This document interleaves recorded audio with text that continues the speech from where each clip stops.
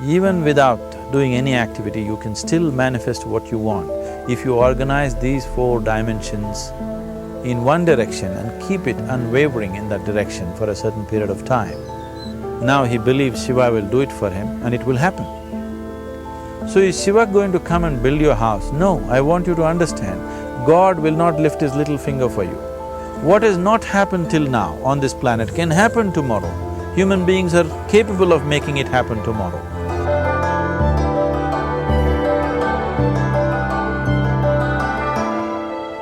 Everything we as human beings have created on this planet was essentially first created in our minds. All that you see, which is human work on this planet, first found expression in the mind, then it got manifested in the outside world. The wonderful things that we have done on this planet and the horrible things that we have done on this planet, both have come from the human mind. So if we are concerned as to what we create in this world, it's extremely important that first of all we learn to create the right things in our mind, how we keep our minds. If we do not have the power to keep our minds the way we want it, what we create in the world is also going to be very accidental and haphazard. So learning to create our minds the way we want is the basis of creating the world the way we want. There is a wonderful story in the yogic lore. On a certain day, a man took a walk. He went for a long walk. Accidentally, unawares, he walked into paradise. Fortunate, isn't he? He just took a walk and he landed up in paradise. After this long walk, he felt little tired. So he thought, oh, I'm tired, I wish I could rest somewhere. He looked around, there was a nice tree, underneath which there was very cushiony grass. So it was inviting. He went and put his head down there and slept. After a few hours, he woke up, well rested, and he thought, oh, I'm well rested, but I'm feeling hungry, I wish I had something to eat. And he thought about all the nice things that he ever wanted to eat in his life. And instantly, all those things appeared in front of him. You need to understand, there the service is like that. Hungry people don't ask questions. Food came and he ate. Stomach became full. Then he thought, oh, my stomach is full, I wish I had something to drink. All the nice things that he ever wanted to drink, he thought about it and all of them just appeared in front of him. Drinking people also don't ask questions, so he drank. Now with a little bit of alcohol in him, you know Charles Darwin told you, all of you are monkeys, your tail fell away. Not me, Charles Darwin told you that you were all monkeys and your tail fell away and then you became human. Yes, definitely the tail fell away. But the monkey, in yoga, we always refer to an unestablished mind as markata, which means a monkey. Why we are referring to the mind as a monkey is,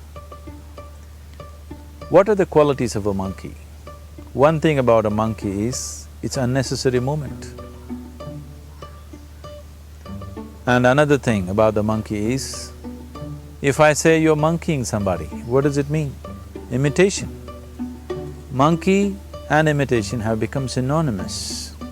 So these two essential qualities of a monkey are very much the qualities of an unestablished mind. Unnecessary movement, you don't have to learn it from the monkey, you can teach it to the monkey. And imitation is full-time job of the mind. So when these two qualities are on, a mind is referred to as a monkey. So this monkey became active within him. He just looked around, thought, what the hell is happening here? I asked for food, food came. I asked for drink, drink came. There must be ghosts around here. and ghosts came. Oh, the ghosts have come, they're going to surround me and torture me, he thought. Immediately the ghosts surrounded him and started torturing him. Then he started screaming in pain and said, oh, they're going to kill me, and he died. Just now he said he's a fortunate being. The problem is he was sitting under a kalpa vriksha or a wishing tree. He asked for food, food came, he asked for drink, drink came, he asked for ghost, ghost came, he asked for torture, torture came, he asked for death, death happened. Now don't go looking for these kalpa vrikshas in the forest. You can barely find a tree these days. A well-established mind, a mind which is in a state of samyukti, is referred to as a kalpa vriksha. If you organize your mind to a certain level of organization, it in turn organizes the whole system. Your body, your emotion, your energies, everything gets organized in that direction. Once all these four dimensions of you, your physical body, your mind, your emotion and the fundamental life energies are organized in one direction, once you are like this, anything that you wish happens without even lifting a little finger actually. It would help to assist it with activity, but even without doing any activity, you can still manifest what you want if you organize these four dimensions in one direction and keep it unwavering in that direction for a certain period of time. Right now the problem with your mind is, every moment it is changing its direction. It is like you want to travel somewhere and every 2 steps if you keep changing your direction, the question of you reaching the destination is very remote unless it happens by chance. So, organizing our minds and in turn organizing the whole system and these four basic dimensions of who you are right now in one direction, if you do this, you are a kalpavruksha yourself. Anything that you wish will happen. But right now, if you look at your lives, everything that you have wished for till now, if it happens, you have finished. Everything and everybody that you have desired for, if all of that lands up in your house today, could you live with that? Once we're empowered like this, it's very important that our physical action, emotional action, mental action and energy actions are controlled and properly directed. If it is not so, we become destructive, self-destructive. Right now, that is our problem. The technology, which is supposed to make our life beautiful and easy, has become the source of all the problem that we are destroying the very basis of our life, which is the planet. So what should have been a boon, we are making a curse out of it. What has brought incredible levels of comfort and convenience to us in the last 100 years or so has also become a threat to our life simply because we are not conscious action, we are in a compulsive state of action. So organizing our minds fundamentally means moving from a compulsive state of activity to a conscious state of activity. You might have heard of people for whom they asked for something and beyond all expectations it came true for them. Generally this happens to people who are in faith. Now, let's say you want to build a house. If you start thinking, oh, I want to build a house, to build a house I need 50 lakhs, but I have only 50 rupees in my pocket, not possible, not possible, not possible. The moment you say not possible, you are also saying I don't want it. So on one level, you're creating a desire that you want something, on another level, you're saying I don't want it. So in this conflict, it may not happen. Someone who has some faith in a god or in a temple or whatever, who is simple-minded, faith works only for those people who are simple-minded.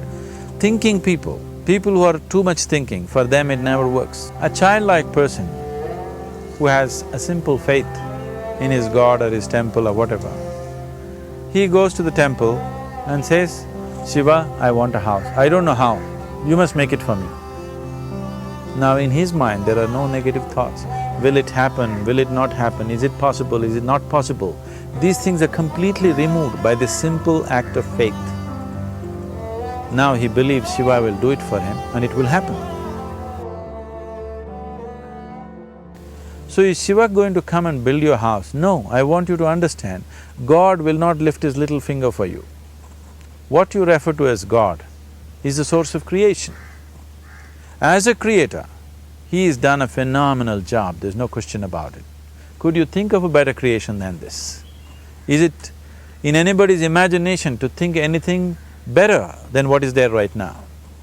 So as a creator, he has done his job wonderfully well. But if you want life to happen the way you want it, because right now, the very crux of your happiness and your well-being is this. If at all if you're unhappy, the only and only reason why you're unhappy is life is not happening the way you think it should happen. That's all it is. So if life is not happening the way you think it should happen, you're unhappy. If life happens the way you think it should happen, you are happy. It's as simple as that. So if life has to happen the way you think it should happen, first of all, how you think, with how much focus you think, how much stability is there in your thought, and how much reverberance is there in the thought process will determine whether your thought will become a reality or is it just an empty thought. Or how you do not create any impediments for your thought by creating negative thought process. This possible is something possible or not possible, is destroying humanity. What is possible and not possible is not your business, it's nature's business. Your business is just to strive for what you want. Right now you're sitting here, if I ask you two simple questions, I want you to just look at this and answer this. Right now from where you're sitting, can you just fly off? You say no. Right now from where you're sitting, can you get up and walk? You'll say yes. What is the basis of this? Why you say no to flying and yes to walking? Because past experience of life, many times you've gotten up and walked, never did you fly off. Or in other words, you're using the past experience of life as a basis for deciding whether something is possible or not possible. Or in other words, you have decided that what has not happened till now cannot happen in your life in future. This is a disgrace to humanity and the human spirit. What has not happened till now on this planet can happen tomorrow. Human beings are capable of making it happen tomorrow. So what is possible and what is not possible is not your business. That is nature's business. Nature will decide that. You just see what is it that you really want and strive for that. And if your thought is created in a powerful way, without any negativity, without any negative thoughts bringing down the intensity of the thought process, the first and foremost thing is you must be clear what is it that you really want. If you do not know what you want, the question of creating it doesn't arise. If you look at what you really want, what every human being wants is, he wants to live joyfully, he wants to live peacefully. In terms of its relationships, he wants it to be loving and affectionate. Or in other words, all that any human being is seeking for is pleasantness within himself, pleasantness around him. This pleasantness, if it happens in our body, we call this health and pleasure. If it happens in our mind, we call this peace and joy. If it happens in our emotion, we call this love and compassion. If it happens in our energy, we call this blissfulness and ecstasy. This is all that a human being is looking for. Whether he is going to his office to work, he wants to make money, build a career, build a family, he sits in the bar, sits in the temple, he is still looking for the same thing. Pleasantness within, pleasantness around. If this is what we want to create, I think it's time we addressed it directly and commit ourselves to creating it. So you want to create yourself as a peaceful human being, joyful human being, loving human being, a pleasant human being on all levels. And do you also want a world like this? A peaceful world, a loving world, a joyful world? No, I want greenery, I want food.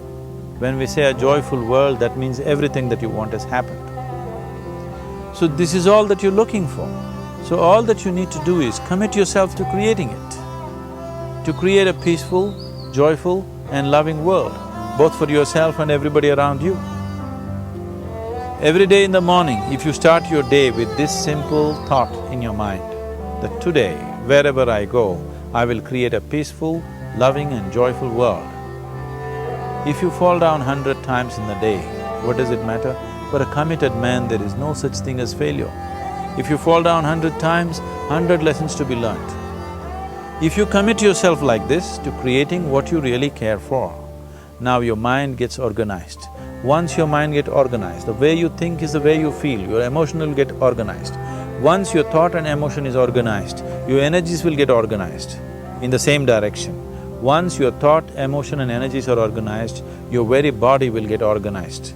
Once all these four are organized in one direction, your ability to create and manifest what you want is phenomenal. You are the creator in many ways. That which is the source of creation is functioning within you every moment of your life. It is just that, have you kept access to that dimension or not? Organizing the four basic elements of your life will give you that access. There are tools and technologies to do this. The whole science of yoga, the whole technology that we refer to as yoga is just about this, transforming yourself from being just a piece of creation to become a creator.